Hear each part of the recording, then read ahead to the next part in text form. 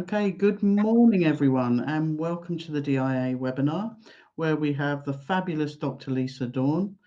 Morning, Graham. Nice to see you here. She'll be talking today about automated driving. If you don't know Lisa already, then she has been at Cranfield University for many lifetimes, over 25 years. Working away until recently, in the last few years, she started her own company, which is SciDrive. I'll pop a link in the chat so you can have a look at that if you don't already know about it. So without further ado, I'll pass you over to Lisa. Have a fabulous webinar. At the end, if you've got any questions, pop them in the chat and we'll run through those at the end. Okay, Lisa, over to you. Thanks, Sarah, and good morning, everybody. It's a pleasure to be with you today, and I'm delighted to be talking about automated driving. What do ADIs need to know?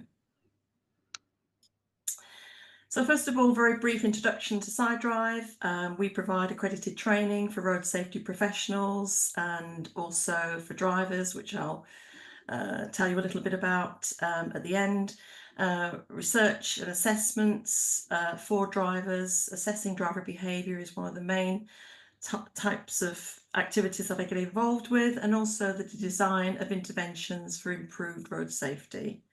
I have a well-established human factors capability with a wide network of associates working with me on various projects.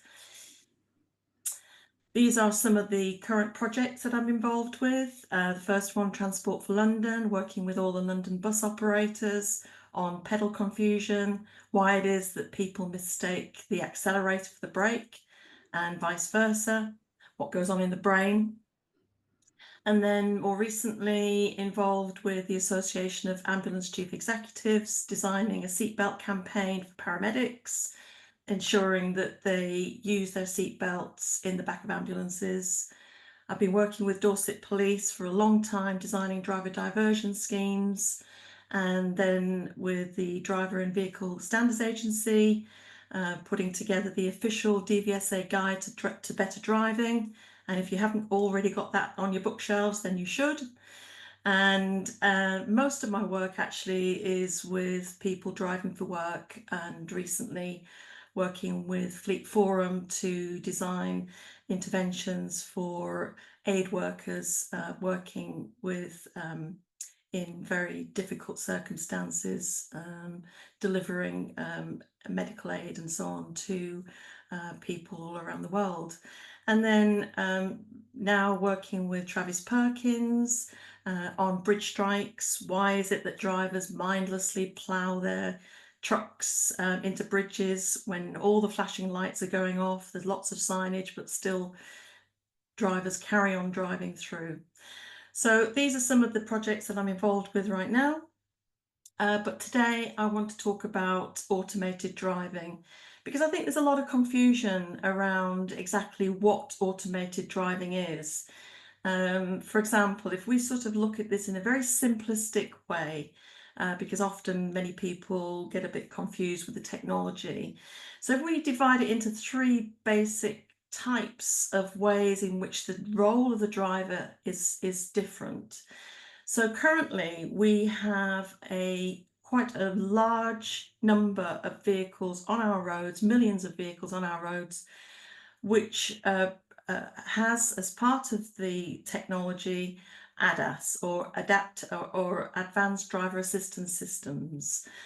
These systems assist the driver, helps them with the task of driving, so that I would call assisted driving, as opposed to automated driving, in which the driver monitors and supervises the vehicle systems, and then the driver has to intervene as required.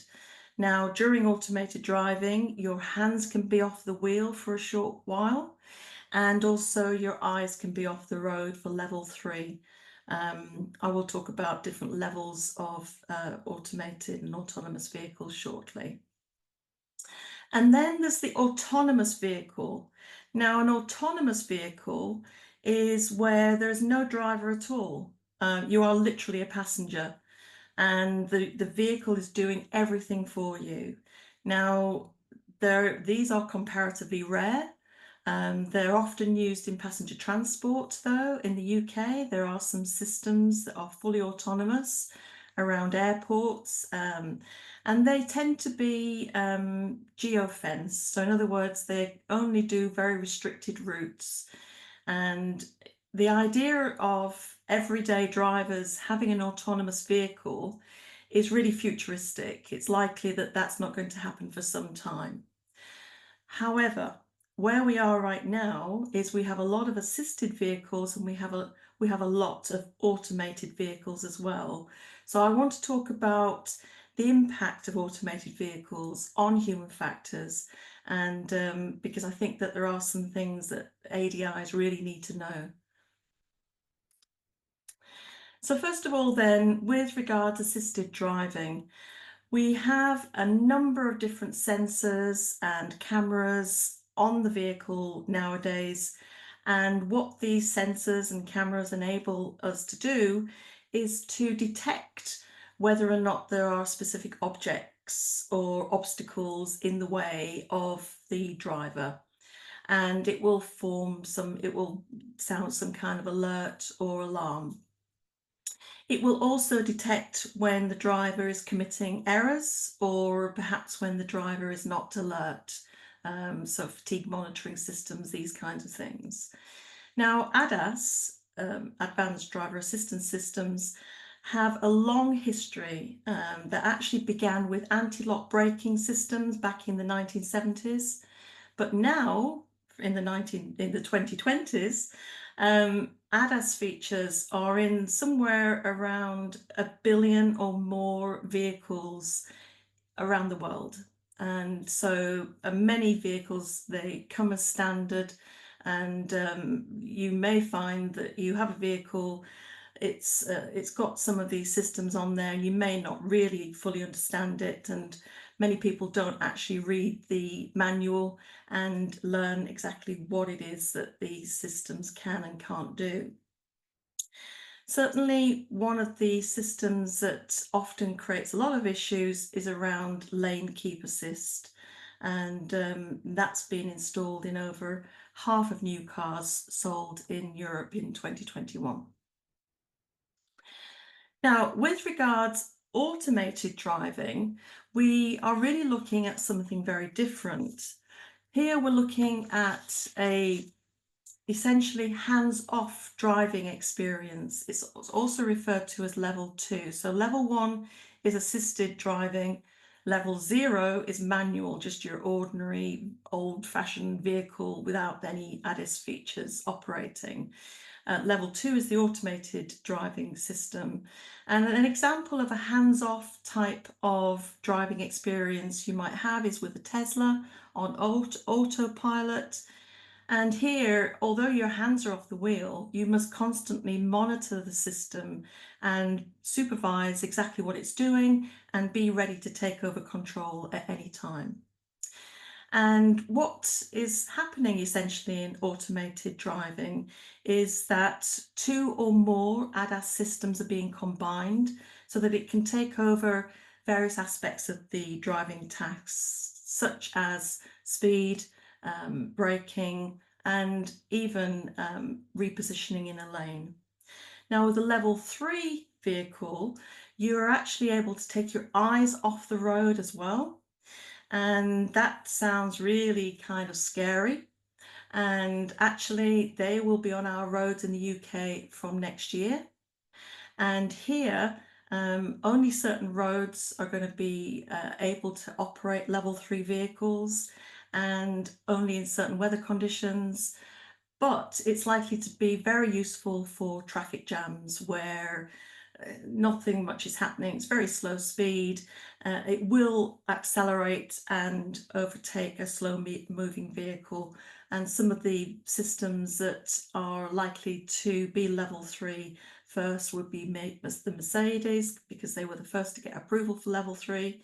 The Audi A8 is also considered to be level 3 ready, and also the BMW 7 Series that also has hands-off driving and eyes off road facilities.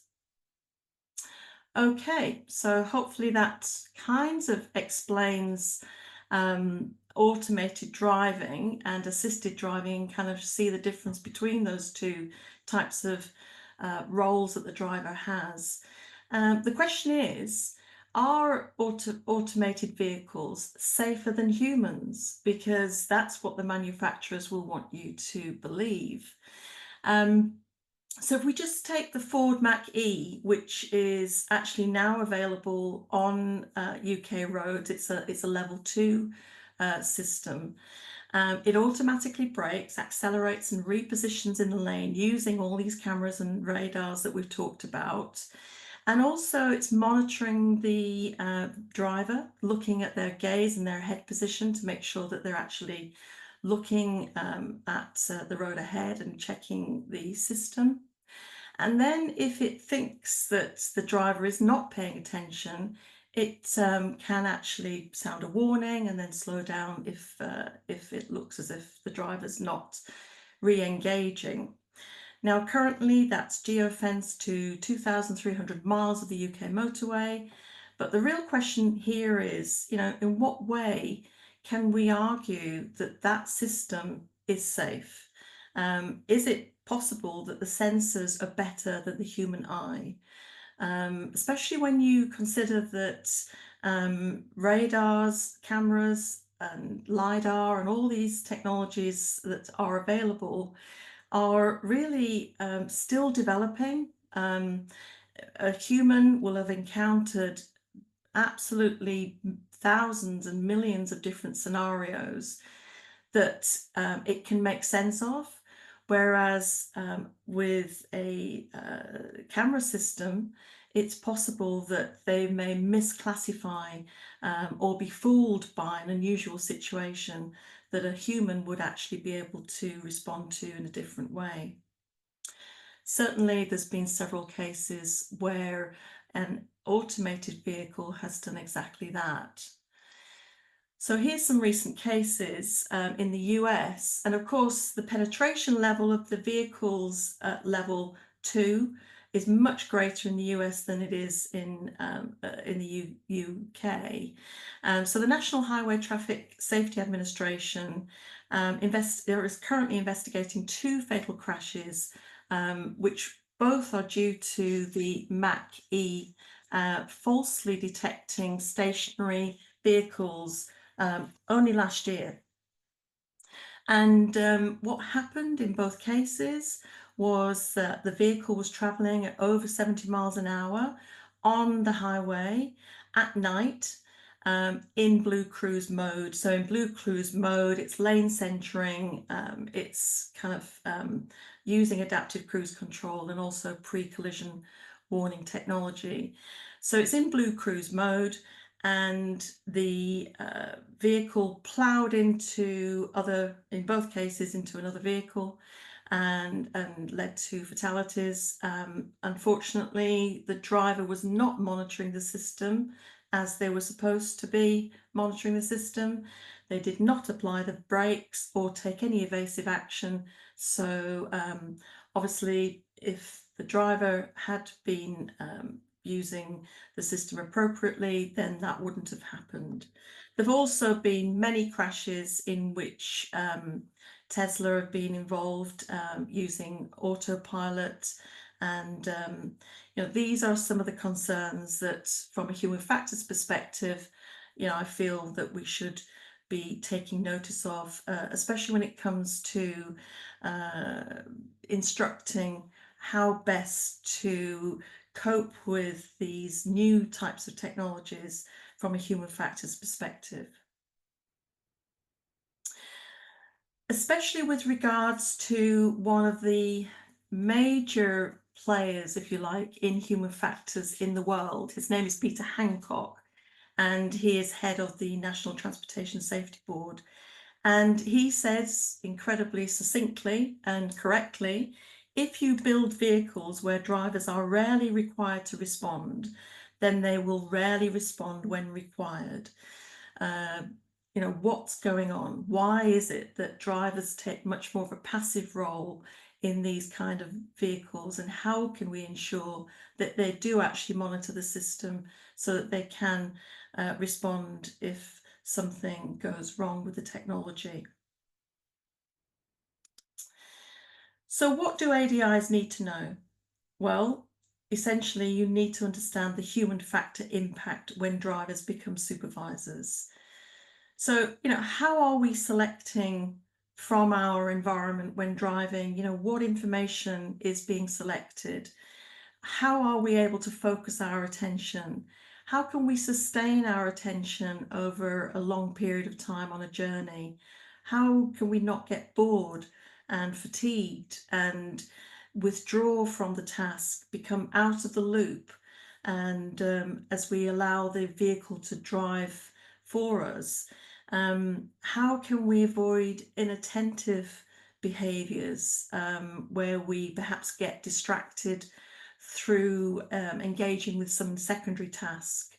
And these are some of the issues from a human factors perspective that we need to be prepared for when it comes to educating young people.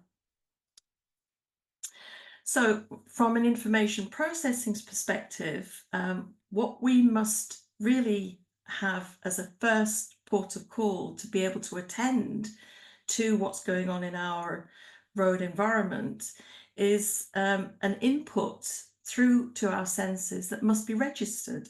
There's no guarantee that all information that's available to us will be registered, because of course there is too much. We are simply bombarded by information when we're driving, and what we're effectively doing is selecting snapshots and processing to build up a kind of picture of what's going on.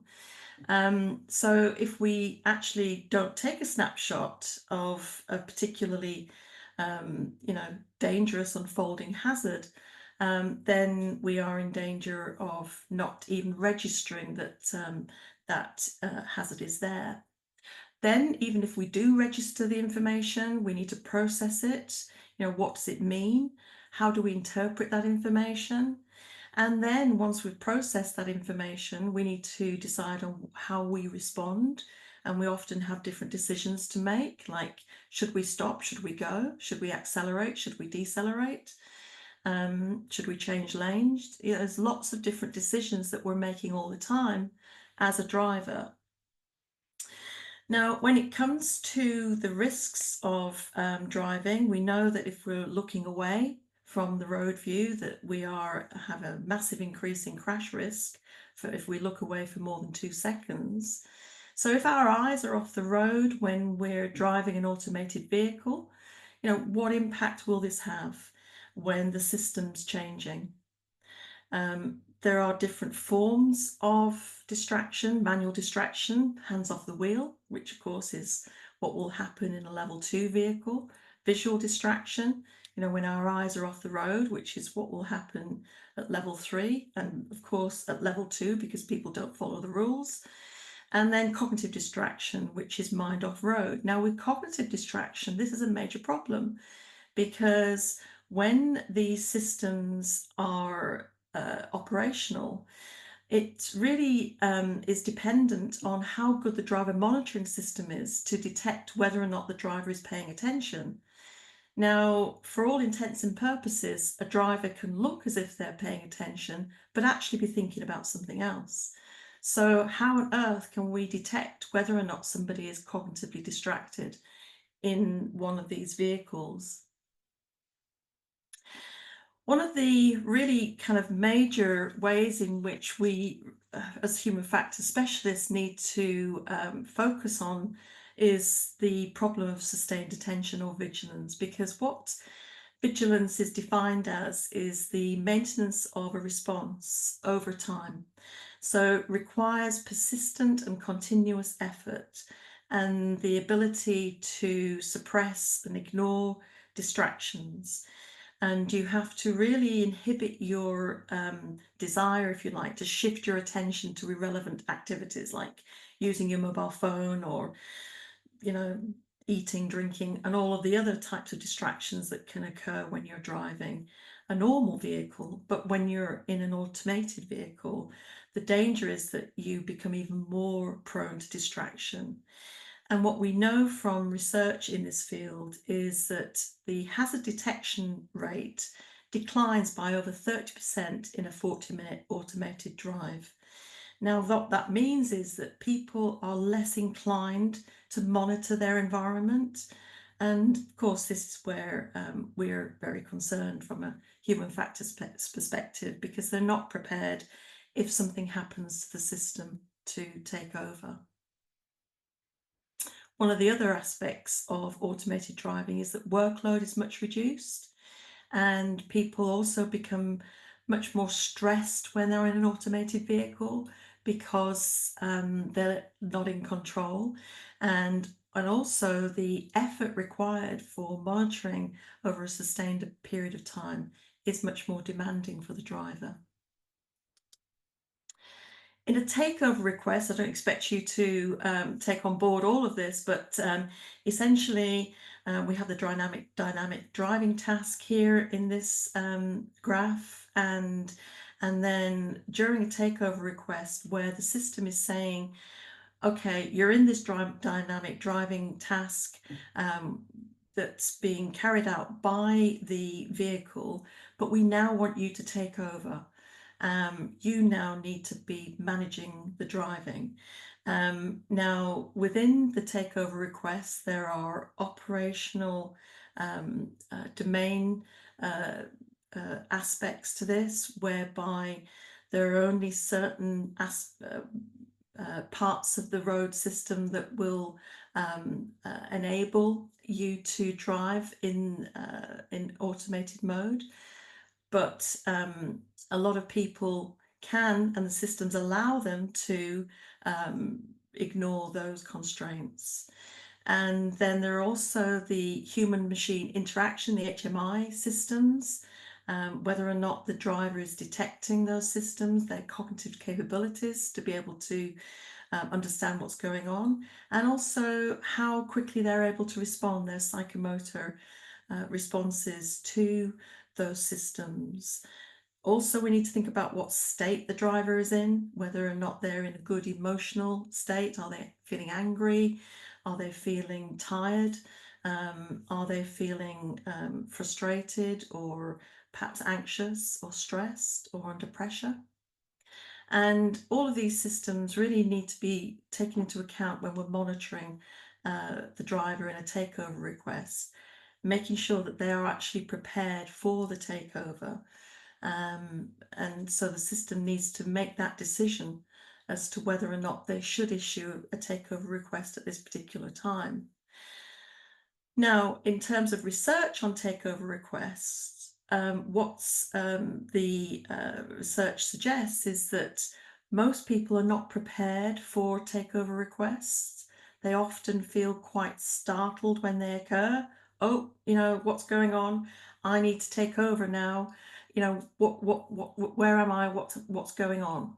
And that's kind of like startle response really can impact on people's decision making and reaction times, and that's really something that seems to cause all sorts of errors in those takeover maneuvers.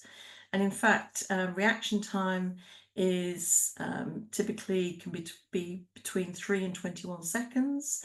But most vehicles will only give you a time budget of 10 seconds. So you may not be prepared for takeover in those 10 seconds. And one of the outputs of a lot of research in takeover requests is that people's reaction times are much slower in adverse weather, much slower on highways than on city roads, because they've switched off, they're out of the loop, they're bored, and they're much slower in heavier traffic because of high workload. So there's a number of problems in that takeover request incident that can mean that people are really not situationally aware enough to be able to take over manual control of the vehicle. So what we need to think about then is the human factor, because people seem to pay less attention when they're driving an automated vehicle. They seem to overly trust the system. They seem to get engaged in secondary tasks like using their phone, even in some cases taking a nap, even potentially having too much to drink because they think it's okay, the vehicle will drive for me. They're certainly out of the loop, where they're disengaged, not able to understand exactly where they are and what's going on. Unfortunately, we know that people either get frustrated by alerts or ignore them. So that really isn't the answer for improving safety. And, the question really is, to what extent are people going to be vulnerable to boredom and fatigue? Might they fall asleep when they've got less to do? And, what happens when people feel under time pressure? The system isn't going fast enough. What kind of frustrations and levels of stress start to emerge under those situations? So these are some of the problems I think that really we need to be aware of as an industry, to make sure that people are really advised about what they need to do, given that the role of the driver is changing. So just to sum up then, how accurate are the cameras and sensors? Well, they're not always as accurate as the human eye. There are potential sources of technology errors that can mean that people are fooled into thinking that the technology is safe when it may not be. They may overestimate the system's capability, think it's able to do things, or that it will intervene and then doesn't, and then they leave it too late to be able to intervene themselves. And the question is the system intuitive to operate? Because some systems, as we know, people will start driving a new vehicle as soon as they drive it away from the showroom, but, to what extent will they really have been trained in how to use that system? And will they really, check the manuals and get a proper demonstration? So the chances are they'll be in an automated vehicle, really trying to figure it out whilst driving. So it's important that the system is as intuitive as possible. So we need to make sure that people have developed a good mental model. What's it doing now? Why did it do that? What will it do next? Am I in control? If there's any confusion about what's going on, then this will cause errors, it will cause delays, and it will cause people to react much slower than they should. So all of this is such an important area, I hope you will agree, and therefore, from my perspective at least, it was important that I put together a course to help people understand some of these human factors, and it's an accredited course that I put together. It's a 2-day course, and it's accredited by the Chartered Institute of Ergonomics and Human Factors. It's the only one of its kind in the country, because it's important that human factors specialists like myself, I'm a chartered human factors specialist, are able to design these kinds of courses. And so that's why it's been accredited by the Institute, because of my background in this topic. So for level 1, we cover safe system, human error, human performance, fatigue and workload, and road risk management. And we talk about automated driving in much more detail than I have today. And then for level 2, which is another 2-day course, we look at driver motivation. We look at emotion and the impact on human error, stress and the impacts that has on driving, individual differences, looking at attitudes, personality, and how people respond in different situations. And then finally, behaviour change, looking at some of the mechanisms involved in changing driver behaviour and what needs to be in place in a coaching environment to manage the risks, for example, that I've spoken about today. So that's it from me. Thank you very much, and happy to take any questions. I haven't had any questions in yet, Lisa, but I'm sure there will be some before the end. Okay, shall I stop my share? You can stop your share. Okay, so we've got Okay. everything in stunned Uh, silence, have we? no, I have a question. Okay. It's a question based on my own anecdotal evidence. It says I've driven and taught in vehicles that scan my eyes. I get continually told off for apparently taking my eyes off the road. It makes me want to switch it off as I'm training, scanning and planning. I recognise driving tired, it might well help, but however, my human behaviour just wants to turn it off. Are highly trained drivers better than cars and technology that is scanning us? Well, really interesting question. Really reminds me of how technology is kind of calibrated according to the average driver. And it may not be able to operate at the level of a highly trained, very experienced driver such as yourself. So it's expecting you to behave in a certain way, but because you are not the average, you are being flagged up as a potential risk. So it's very difficult to say, but I think that it illustrates the fact that there are many systems out there that have been calibrated on people that are average. And what happens when you're less than average? um, you know, how does the technology detect people who are, not responding in that kind of window? So these are some of the issues I think that we don't really know the answers to. Um, the system is supposed to be there to protect us, but in reality, the kind of experience that you're talking about suggests that it's incredibly frustrating and annoying. And really, it might be that it's doing more harm than good because of you feeling annoyed by it. Okay, I've got another question. Thank you for that, Lisa. Can we adjust our behaviour to ensure a L3 car can detect us? How should we interact with an L3 driven car? That's an interesting question. Because in the kind of example that I've given, that the vehicle wasn't able to, the level 3 vehicle wasn't able, well, it was level 2 actually, but level 3 is where your eyes are off the road. And so I guess the question relates to if you're a pedestrian potentially, and you're wanting to ensure that the driver is monitoring what's going on. um, Making sure you're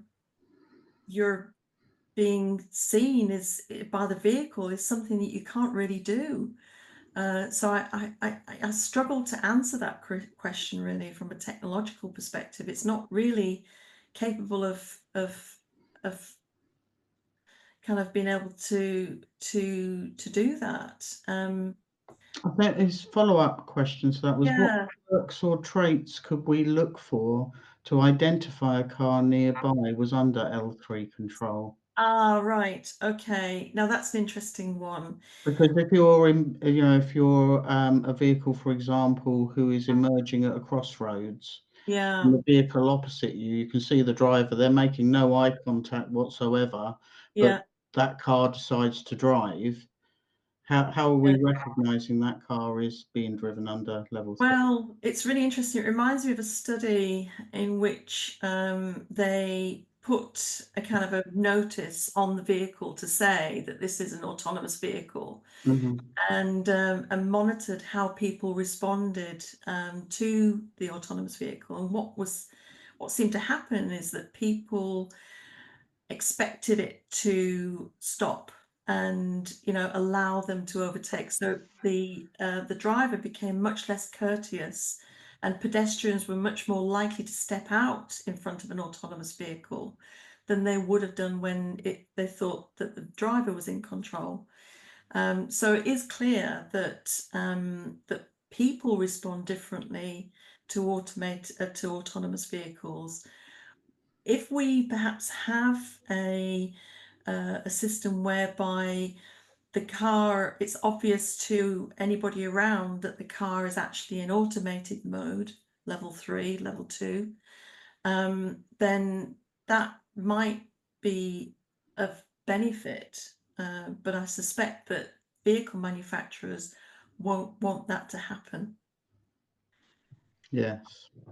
Okay, next question is quite interesting as well. Is there any work being done to develop simulators that drivers can prepare for this off-road, so that before they actually get into an autonomous vehicle, that they can drive in a simulator or be a passenger almost in a simulator?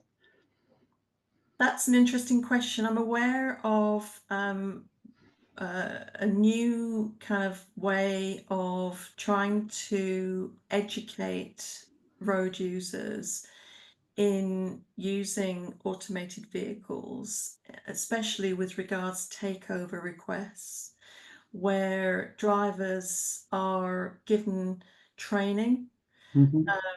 and it's not simulators, it's actually, web-based type training to educate and raise awareness around what to do in the event of a takeover and how to prepare.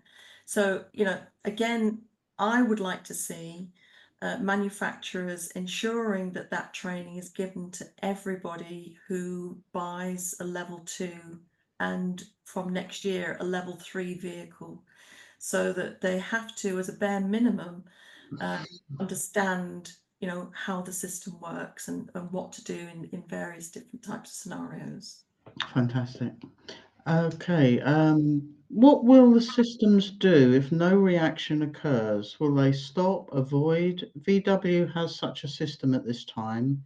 Will that be the minimum requirement mandated by type approval? And how will the international automotive community prevent big business pushing through unsafe systems, e.g., robo-taxis? Yeah, well, she's probably or he's probably aware that robo taxis have been taken off the roads in San Francisco because of some pretty high profile, unpleasant incidents. Okay, well, I'm afraid I'm a bit pessimistic about this. Um, I don't really anticipate that manufacturers will be motivated to ensure that the systems are fully safe before they actually release them for sale. And we know that vehicles are collecting data all the time, and that they're improving their systems all the time Mm, through the exposure that they're having to all these different scenarios. But in a way, I feel like we're being guinea pigs. yes. Yeah. Yes. Okay, the proportional mental disengagement in relation to the amount of gizmos or so-called driver assistance goes right back to Dr. Anthony Clare on a BBC Radio 4 programme, All in the Mind. For me, it makes for a more scary road driving environment. Yeah. I think I tend to agree that it is becoming a little bit scary in that way. Yeah, yeah. I mean, and I think it also speaks to people's need for control. Mhm. And some people are quite happy to relinquish control to the technology, and fully accept and trust the system. Others, really like me, less trusting. Yeah, you want to be flying the plane when you're in it, don't you? Yes. Yeah. Okay, another question. The fatal crashes that you spoke about in the States, were the occupants fully trained to be in the vehicle? Well, what training do they have? There is no mandated training whatsoever. You can actually just go and buy one of these vehicles and have no training. So this is the whole point of, what Yeah. you need to be aware of, that actually there is no mandated training. I mean, obviously, the Highway Code now has some information there about automated driving, and there is some some aspects of the driving tests which cover, the use of sat navs and so on. Yeah. But really, are we fully prepared for all the different assistance that we're offered by a vehicle? No, I mean, it's the same with your mobile phone, isn't it? I mean, you get a Yeah, new mobile phone, you just start using it. You don't find out what all the features do, and it's not yeah, till years later that your young son comes along and goes, "You just do that." Oh, okay. that's right. Next question. My VW has auto braked at a pothole and a speed hump in a car park, thinking we were about to have an accident. How are the systems trained to recognise hazards? Well, this is the problem. These unusual situations, like I've suggested, you'd have thought that actually a pothole in the UK is not unusual, No, that or they speed should hump. have been able to kind of separate out the event of going through a pothole versus actually, hitting a curb or whatever. But actually being able to discriminate between those two different types of events, it clearly can't Mm, do. Now, as I mentioned, with increasing sophistication, the more experiences the vehicle has, the more they collect the data and able to analyze it and do that kind of work. But at the moment, as I say, we're all guinea pigs, I think, in some of these mm. systems. I mean, another situation someone here's spoken about, they've had two cars with adaptive cruise control, both of which have emergency braked at 60 mile an hour for a car in the next lane who wasn't encroaching into their lane. And I mean, that must be quite scary if you're driving along and all of a sudden the car thinks you're having an accident that isn't happening. Uh, I mean, it's frightening, and this is where I was talking about mental models. What's it doing? You've got no ability to predict what's going on, and you can end up actually, intervening and making Mm, things more dangerous. And it mm, reminds me that example of a case where a driver was driving along high speed, a crisp packet, which of course it has that metal sort of in a lining type thing, blew up against a sensor, and the vehicle thought it was another vehicle and slammed the brakes on. Um, these sorts of things can happen, uh, quite rare, but still, they happen. mm. And it's unknown. There's obviously going to be edge cases, blips in the technology that we're not clear are there until these things happen. And is the feedback from, I mean, for example, this gentleman who's had these two incidences, that those of incidents wouldn't have been fed back to anybody. No, There would be no one knowing that that no, happened or, that's right. or happened incorrectly. That's right. Someone else is asking about the regulations testing MOT will keep up and keep pace with this new um, technology, because many cars have things like collision avoidance, etc. And as far as they're aware, this isn't tested on an MOT. I So, mean, we're straying into territory I'm not very familiar with now, yeah. but yeah, absolutely right. They're not part of the MOT. There's no check on whether or not they are operationally safe. Mm, Um, there are in the US, there are organizations that have safety performance mhm, indicators that can collect this kind of data, working with manufacturers. But yeah, it's a concern. mm. Someone's asked where legal liability falls for an L3 vehicle in the Mm. event of an accident. Would that be with the driver or the manufacturer? It depends on the event. If it's clear that the software or the hardware was defective, then I would suggest it would be the manufacturer. But if the driver was not paying attention, or in some way was uh, So this is a fully automated vehicle, isn't it? Level 3. yes, Well, it's the eyes off road level 3. Mm, Yeah, so if the driver is not paying attention, then they would be culpable. mm. So I presume that even though the car has the ability to self-drive, if you're in the driver's seat, you still have the responsibility of keeping the vehicle safe. That's right. Mm, Yeah, you have an additional responsibility now, which requires a level of understanding of how the information processing system works, which is what I've tried to put across about mhm, how, it's a new type of task for the driver, being vigilant. It's almost like being an air traffic controller. mm. Okay, another one. I'm presuming that if technology reduces the KSI figures, it's more likely that these vehicles will be accelerated onto our roads. I'm presuming money will drive the outcome, and I expect that is very much the case, isn't it?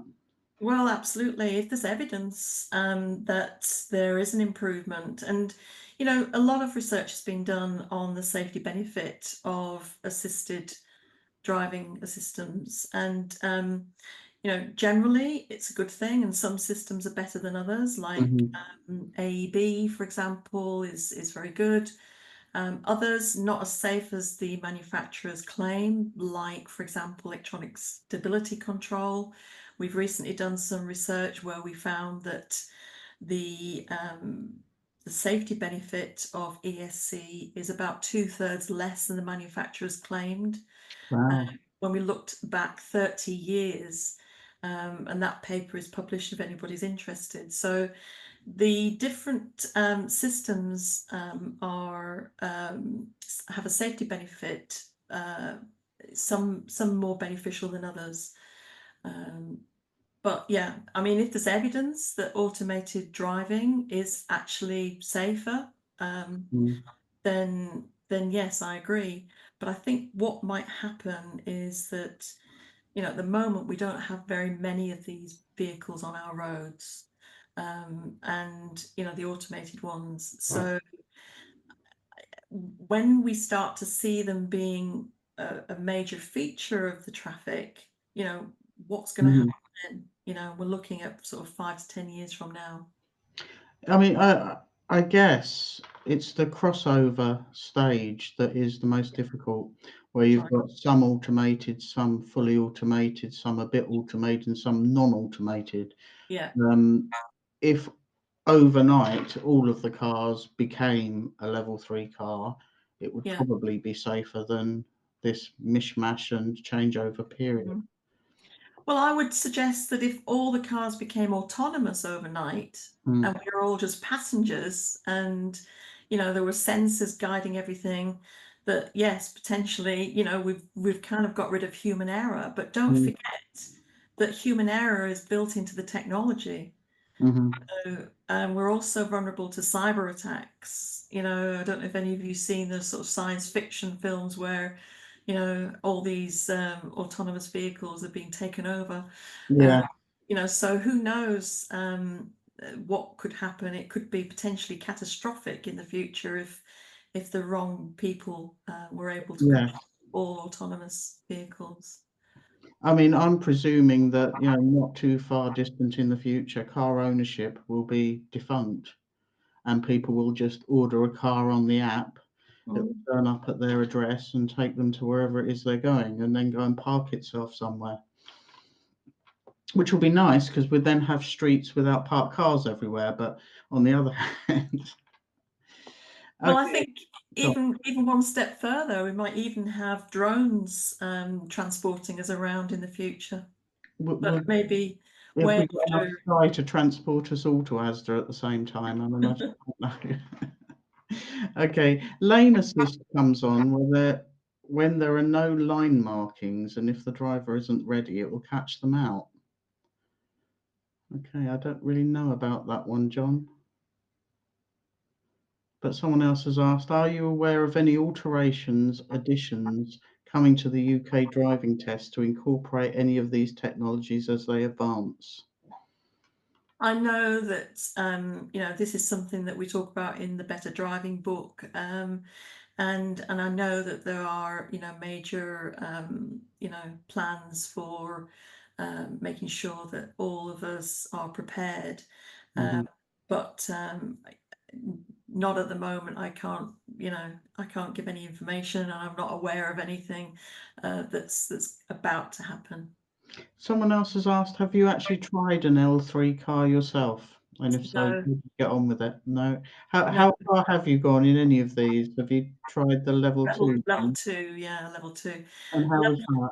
Level 3, you can't actually drive in the UK at the Okay. moment, but level 2 you can. So I have driven a Tesla level 2 on autopilot on the motorway, and yeah, for me personally, not something I enjoyed. No. Okay. Do autonomous vehicles not have a black box to record emergency system activations for further analysis? Yes, that's true. There are in-vehicle devices that will record information, and of course you've got all the data from the cameras as well. So potentially, like with the pothole example, it's potentially possible to have all that data sent to the manufacturer to allow that analysis to be done. I just don't know to what extent they do it. And Mhm. yeah, but yes, that certainly capability is there. Someone else has commented that there was a recent court case where the driver claimed the car's software went wrong, but it wasn't accepted by the judge. Interesting. Very interesting. Yeah. If there was going to be training for people buying these cars, who's going to deliver the training and how will they qualify to do so? Well, it's a good question. And, that's exactly what we need to be thinking about as an Mhm, industry. mhm, What abilities do we have to be able to deliver? What should the training look like? mm, From my perspective, this is one of the reasons I put the course together, was to try and help driving instructors on, what that might look like, mhm, what that educational experience might look like for new drivers. There may some of your people that pass the driving test may be using a level 2 vehicle, and if they are, what can you offer them? What kind of education, and obviously, that's another talk. absolutely. And perhaps, driving instructors might look at their local dealerships and Mm, ask them about, when a customer buys one of these cars, mm, yeah, I can offer training, and mm, you could, have that mm, as part of their sales package that, yeah, yeah, training can be offered by, an ADI. That could be yeah, potentially an income stream for, driving instructors who are interested in that field. yeah. Okay, I know someone whose sister's car skidded on the ice. The car took over all systems and drove her into another car. Police asked why she didn't steer away, and she said she couldn't. Assumingly, traction control needs to be turned off on icy conditions, but the car manuals don't say so. I don't know about that. Okay. Wow. That's interesting, and this is another example of what I mentioned as well about whether or not people read the manuals, whether or not they fully understand, what the systems are capable of doing, and when, under what circumstances they should be on and off. Mhm. And people, like you say, your son comes along and tells you how to operate your phone. It's like that. We do use technology. We will kind of just can't start using it without really understanding it and Sure. expect it to be intuitive. But actually, we're now talking about not just a mobile phone, but we're talking about life and death. Mm, And really, do we want people who will just buy one of these vehicles and fully trust them and not really know anything about them? Not really. mm, It's very dangerous. no. I mean, somebody else has commented, are we taking anything away from pilot training? Because autopilot is the norm for pilots, but they still have to be aware and able to intervene as necessary, at that moment's notice.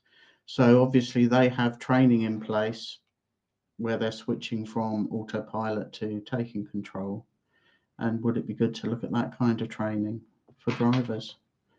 Yeah, it's a very good question. And, certainly at Cranfield University, I work alongside aviation psychologists. And, I'm aware of what happened in the aviation industry when autopilot came in the 1980s. And you'll see a massive increase in the number of crashes that happened because pilots were not prepared for autopilot. And now, of course, yes, you're right. There are some, pretty strict training regimes in place. What I wouldn't like to see is the same thing happen in land transport where, vehicles coming in, we're not prepared for this new technology, and then after the event, we get better monitoring systems, better educational systems. I'd like to see that in advance of the systems coming in, not afterwards. Mm-hmm. Excellent. Okay. ID3 has a number of autonomous features, but they often react incorrectly. Lane discipline unsure when the lines disappear, slowing down for incorrect speed being assessed, emergency stop when no danger at all. Just a few examples. So I mean, it's almost like the technology is out there, but without it being ready for the environment that it's driving in. Yeah, there's a lot of cases just like that happening every day. They fly under the radar, but a lot of them can lead to crashes that we may not be aware of. Mm. Okay, well, thank you ever so much for all your time today, Lisa, and thank you for taking so many questions at the end. This presentation will be available to view on the DIA website at a later date. And that just leaves me to say thank you ever so much. And thank you everyone for attending. It's a pleasure. Thank you. Bye-bye. Take care.